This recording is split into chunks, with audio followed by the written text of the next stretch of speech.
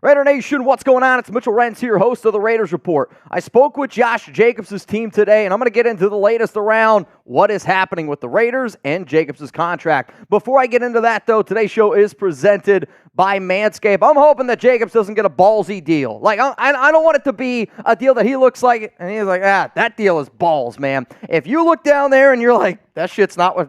that ain't looking good, then go to manscaped.com, use code Raiders for 20% off and free shipping. So today's show is around this. We are going to get into all the information that is out there currently on the Raiders star running back Josh Jacobs, because the NFL franchise tag deadline, it is tomorrow, and the question still remains, are the Raiders going to franchise tag Josh Jacobs? I'm sitting up here telling you this. There is a 0% chance that the Silver and Black end up tagging Jacobs. So what does that mean going forward with this Raiders team? Is Telesco going to bring him back? Is Antonio Pierce going to make him bring him back? I got all this information here on today's show. So let's first go into a little bit of a deep dive of the latest around the Raiders, the NFL, and why we are even talking about this. So the tag deadline is Tuesday, tomorrow, March 5th at 4 p.m. Eastern Time.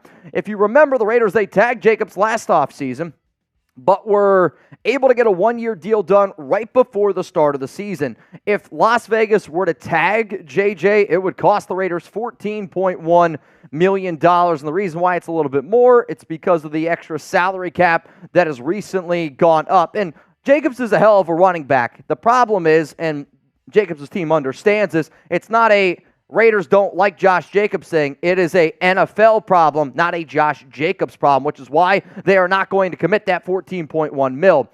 Based on multiple reports that have been out there, like we've heard it from Ian Rappaport, The Athletic has reported it. I said it 2 weeks ago, maybe now it's even 3 weeks ago when I was at the Super Bowl talking to a bunch of people. Bottom line is nobody is paying a running back over $14 million per year in the year 2024. It's simply not going to happen. Here's the other thing, though. Jacobs, he knows, his team knows, that he's going to be one of the top running backs in 2024 NFL free agency. And on top of that, like, based off of what I've been told, the number one running back in free agency, it is Josh Jacobs. If you're like, Mitch, who are some other potential running backs that are going to hit the market? Derrick Henry, Tony Pollard, Saquon Barkley are probably the biggest other names. Austin Eckler, you could kind of throw in there for that one as well. And why it's so interesting this offseason, yeah, there's some good running backs in the draft, but this is one of the most talented running back pools that we have ever seen hit free agency. And the biggest reason of why all these talented backs are hitting the open market, it's because NFL teams don't value the running back position. So what do you think about this? This is going to be the pinned comment on today's show, which means it's the number one thing that I want y'all to answer. Will the Raiders re-sign Josh Jacobs? I want you to give me a yes. I want you to give me a no. And after this YouTube ad break is going to be my answer. Based off the conversations that I have had today with Josh Jacobs' team, my answer is yes. The Raiders are the favorites to sign Jacobs. However, I'll still say that it is a little bit of a coin flip, and the coin flip could be if another team is willing to give money to Jacobs that the Raiders are not willing to give. Jacobs does want to stay a part of this team. Jacobs' team wants him to remain a part of this team. But at the end of the day, if a team's willing to give him a longer contract or a bigger contract, that's where he is going to look, and that's where he is going to go. So is Jacobs going to be returning to Vegas? There have been reports out there that the Raiders are trying to re-sign him. Jeremy Fowler spoke to me during the Super Bowl and said that both Jacobs and the Raiders want to get a deal done. And if you remember, there was a report out there from Tony Pauline, which we will discuss here in a second. Tony Pauline said that the Raiders, Jacobs is open and that they're getting close to signing a one-year deal. I'll just say this, okay? In regards to Tony Pauline, in regards to the Raiders, in regards to Josh Jacobs, I want you to all look at me in the eyes right now, okay? Based off Jacobs' team and what they told me, if anybody listens to Tony Pauline, I'll say it again. If you think Tony Pauline's an insider, you also think Taco Bell is Mexican. I am looking at you dead in the eyes telling you that per Josh Jacobs' team, Tony Pauline has absolutely no connections with them, and anything that he reports, you should not take credible. So that's number one.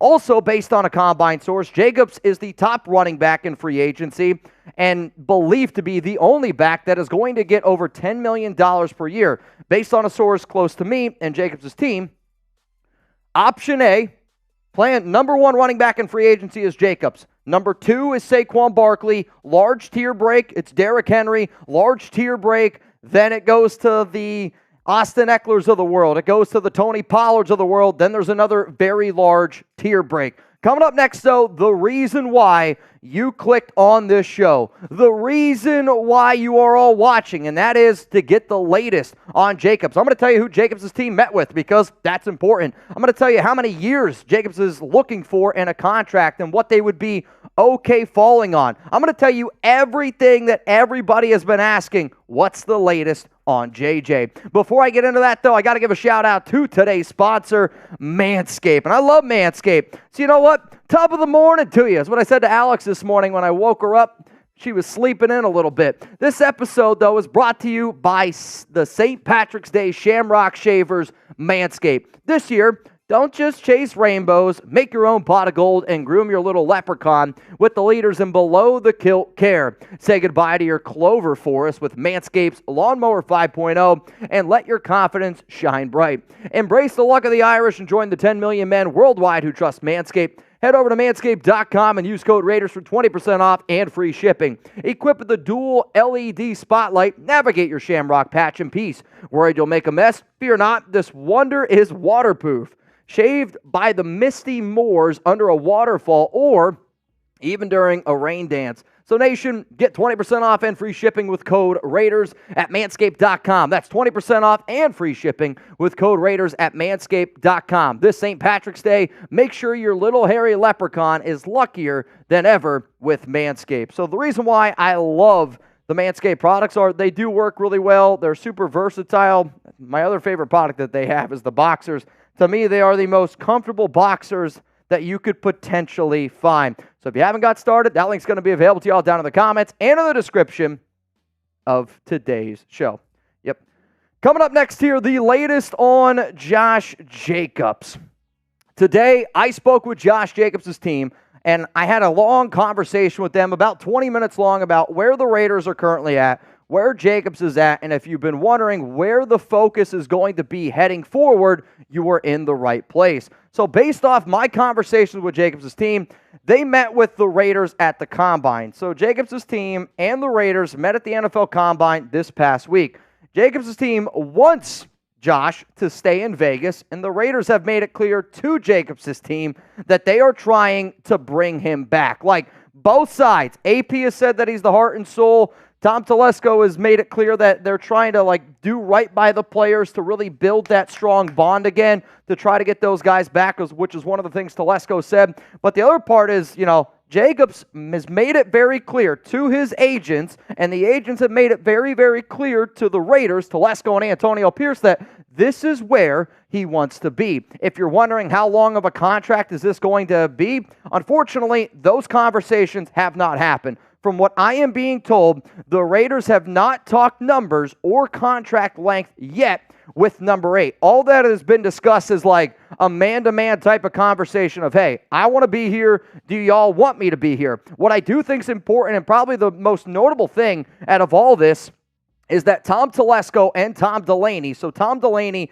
is the one that works out the contract numbers for the Raiders. They met with Jacobs' team at the NFL Combine. And what's really important here moving forward is until Saquon Barkley and the New York Giants get a deal done, the Raiders want to see how this operates. And with the NFL franchise tag deadline tomorrow at 4 p.m. Eastern time, if the Giants end up tagging Saquon Barkley at $14 million, I'm telling you right now, Josh and his team, the number that they are going to ask for is $14 million. If that deal doesn't get done and Saquon's deal comes in, let's say a little bit later and looking for 12, the Raiders are going to ask for 12. So just like last offseason, Jacobs and Saquon, you really need to pay attention to what both of those teams, both of those players are doing. However, talking to Jacobs' team, they told me that the market that they believe is right now, their opening offer would be $14 million per year because that is what Jonathan Taylor got. I'll admit to all of you, when talking to them, they kind of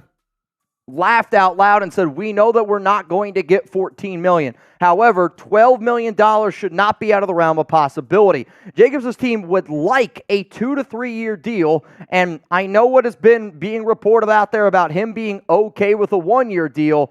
Realistically, that is not what Jacobs and Jacobs' team want. They do not want a 1 year deal, and Jacobs believes that he's the top running back on the market. Based off of what they were told at the Combine, it's Jacobs is 1A, Saquon Barkley 1B, tier break King Henry at number 3, tier break, and then it's like the running backs of Tony Pollard, and then there's another tier break of like DeAndre Swift, Austin Eckler. Bottom line is, if Jacobs believes that he's the top running back, and based off of what he's being told that he's the only back that's going to get over $10 million per year, I'm comfortably sit up here and say this.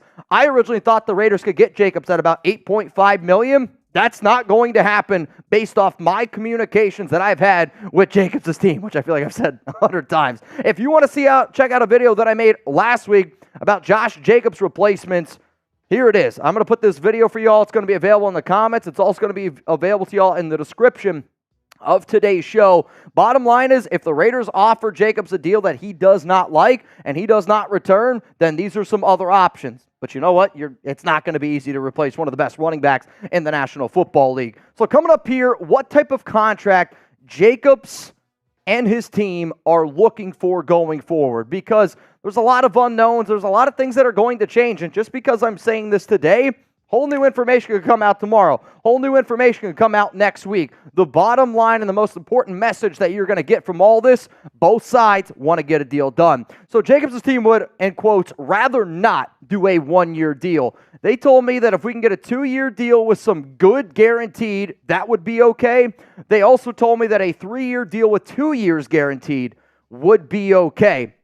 I know one of the things that Jacobs got hung up on last year was around the guaranteed money and the longevity of his contract. And with the agency, with Jacobs himself, like if the Raiders offer him a very lucrative deal at a 1 year deal, like he might be willing to take it. The problem is it's not going to be more than $14 million. You already know that it's going to be less than that. To me, the best options that the Raiders have, 2 3-year deal for Josh Jacobs, and based on my conversations with his team, that is now what I am going to project going forward. I am not going to sit up here and expect that the Raiders get a 1 year deal done with Jacobs. Like, if it's a lot of money up front, sure.